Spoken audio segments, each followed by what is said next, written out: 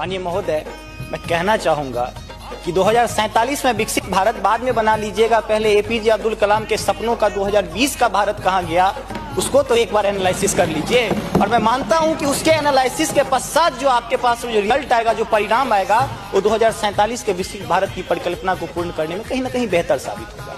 मैं उस क्षेत्र से आता हूं जो बिहार को दो भाग में बांटती है, एक नॉर्थ बिहार, एक साउथ बिहार। हमारा मिथिला का रीजन 6 महीने बाढ़ के पानी से ग्रसित रहता है। जब मैं राज्य सरकार से पूछता हूं तो कहती है कि विदेश का मामला है भैया, नेपाल पानी छोड़ देता है, मैं क्या करूं, उधर से चना डैम बना देता है। अब तो राज्य में भी सरकार आपकी है, केंद्र में भी आपकी है, तो प्रभु कृपया कुछ तो मदद कीजिए।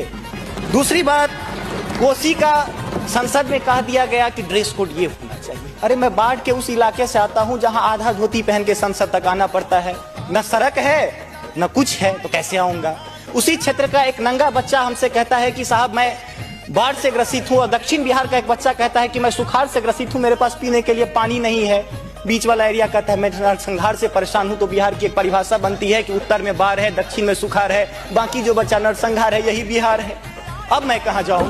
तीसरी बात मैं आता हूं कि आपने तो राम जी को अयोध्या में लाकर स्थापित कर दिया, जरा उनके ससुराल मिथिला पर भी ध्यान दीजिए। माँ सीता कब कब अग्नि परीक्षा देगी, उनके पुत्र हम कब कब अग्नि परीक्षा देते रहेंगे, हम पर भी तो थोड़ा ध्यान दीजिए प्रभु।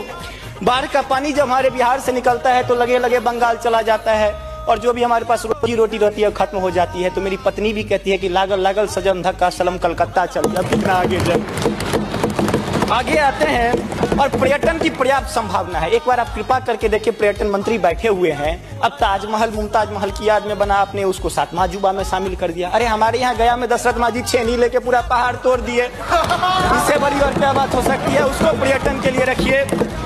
और ये जो भूखमरी, बेरोजगारी, अशिक्षित राज्य की जो हम पर वो जो पीठ पर धो रहे हैं, वो हमको इसी तरह की कविता याद दिलाती है कि तू सिंह मारती गैसी, मैं कोने में दुबका बैल प्रिय, मैं पीपल सा सीधा साधा, तुम उस पे लटकी चुड़ैल प्रिय।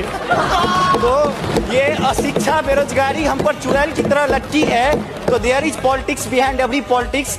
स्नातकोत्तर राजनीति विज्ञान में पढ़ाई होती है, उसको छोड़ के जरा राज्य और केंद्र में अब सामंजस्य स्थापित करके कीजिएगा प्रभु। बहुत बहुत धन्यवाद।